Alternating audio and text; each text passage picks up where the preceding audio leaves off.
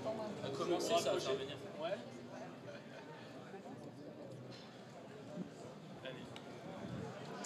Eh bien, bonjour à tous.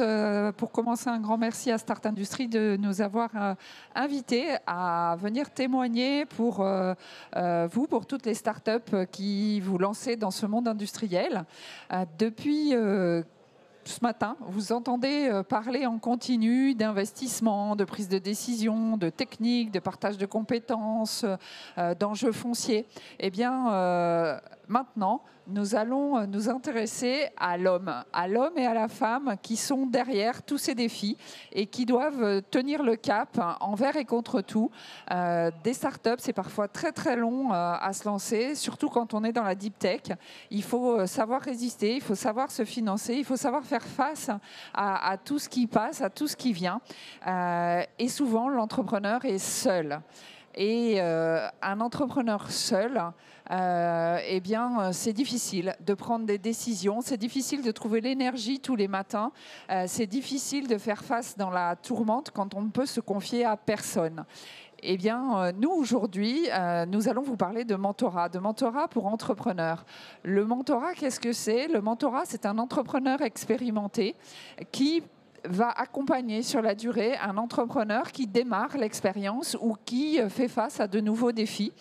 Et parce qu'il a déjà vécu ce que l'autre est en train de vivre, il va pouvoir l'aider à faire face. Et l'aider comment ? Non pas en lui disant ce qu'il a à faire, mais par du questionnement, par des partages d'expérience pour l'aider à surmonter ses difficultés et à trouver en lui-même les propres ressorts pour aller plus loin et pour construire l'entreprise qu'il sera capable, lui, de porter. Je vais vous afficher ce petit texte que vous pourrez lire en même temps que nous écouter. Le mentorat pour entrepreneurs, ça sert à quoi ? Eh bien, ceux qui l'ont vécu nous disent qu'avant tout, ça sert à sortir de la solitude et à permettre aux entreprises d'être plus pérennes, plus profitables et génératrices d'emplois. Alors, j'ai avec moi cet après-midi deux entrepreneurs repreneurs. Ils ne sont pas si nombreux, alors un petit peu plus dans l'industrie, mais quand même. Un qui a commencé très jeune, puisque Joris, c'était à 21 ans que tu as repris l'entreprise familiale, ou en tout cas une partie de l'entreprise familiale. Et Lionel, alors toi, tu as été entrepreneur très tôt, mais tu as vendu cette première entreprise pour ensuite racheter l'entreprise familiale.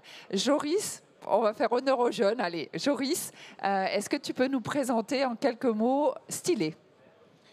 Stylé, c'est une société de repoussage sur métaux dans la métallurgie, des formations des métaux. C'est une création qu'on a décidé de faire à familiale avec ma sœur. On s'est lancé dans l'aventure il y a 8 ans maintenant. On est plutôt content du parcours. On avait besoin de soutien, on avait besoin d'avancer dans cette optique-là. On était issu d'une entreprise familiale, mais on voulait vraiment voler de nos propres ailes, créer nos propres produits, avoir une démarche un peu différente, technologique, plutôt axée sur les entreprises Industrie 4.0. C'était vraiment notre état d'esprit. On s'est lancé ce défi-là et on a commencé l'aventure il y a 8 ans. On en est plutôt content. D'accord, donc un savoir-faire familial que vous vouliez transcender en le modernisant. Et alors pour toi, Lionel, une première entreprise, puis une seconde. En quelques mots, le parcours ? Donc moi actuellement je suis entrepreneur chez Simalp. Donc c'est une marque de vêtements outdoor pour les sports de montagne. On est maintenant une cinquantaine de salariés basés à Valence. Donc c'était une entreprise familiale. Qu'est-ce qui t'a amené à reprendre cette entreprise ? Alors je suis fils unique. Ouais. Donc en fait le fait d'avoir une entreprise comme ça transmise, avec la possibilité d'être transmise de la part de ses parents, on a forcément grandi, enfin je pense que tu partages certainement la même chose, on a grandi avec les discussions de ses parents et c'est forcément quelque chose de très fort et moi, même si j'avais effectivement monté une entreprise déjà, j'avais la volonté que cette entreprise-là, elle ne se perde pas. Et c'est comme ça que je suis arrivé à la reprendre. Ce n'était pas du tout prévu, ce n'était pas dans le plan. Donc tous les deux, un contexte familial. Toi, Joris, tu reprends avec ta sœur. Toi, tu reprends l'entreprise de ton père.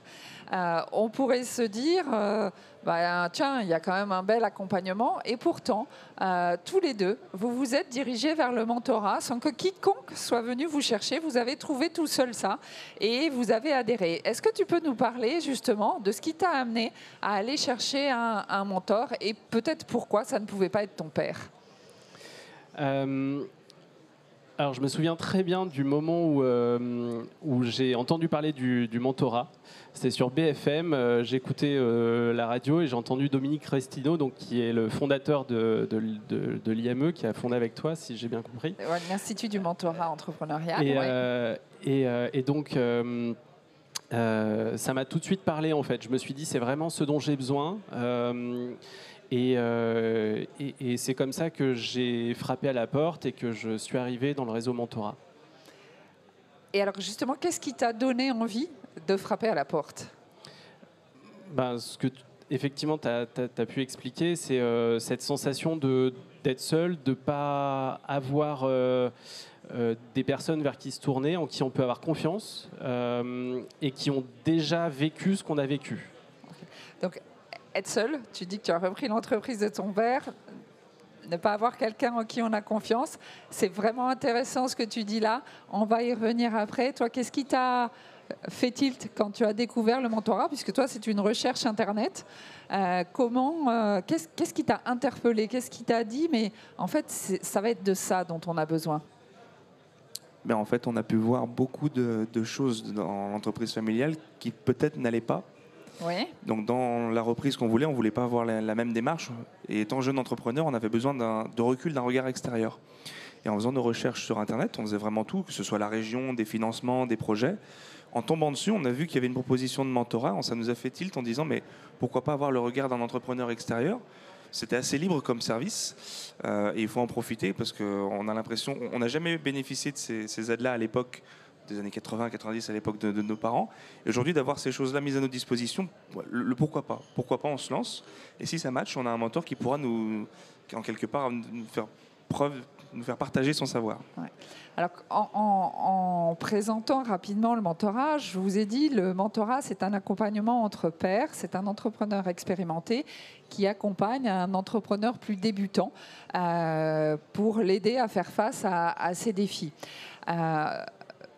97% des personnes qui passent par le mentorat disent que ce qu'ils ont apprécié, c'est justement ça, c'est que ce soit un entrepreneur.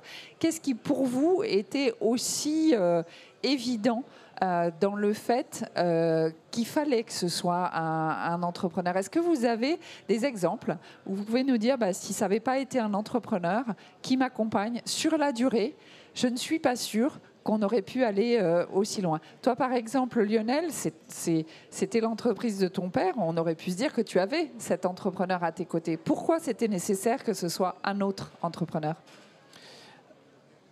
Effectivement, je pense que chaque génération a envie de faire les choses un petit peu différemment. Et mon père avait sa façon de faire. Quand je suis arrivé, l'entreprise était en difficulté. Donc, il n'avait pas forcément les bonnes méthodes au bon moment, même si l'entreprise avait été par le passé beaucoup plus florissante. Et donc, au moment où moi j'ai repris, j'avais besoin d'un regard extérieur et pas de celui de mon père à l'époque. Est-ce que tu as des exemples de ce que le mentor a pu toucher du doigt en t'accompagnant, justement, quand tu parles de méthodes, des méthodes qui étaient différentes? Complètement. Les méthodes dans le management, déjà. Moi, j'avais un vrai problème de management. J'avais fondé une première entreprise avec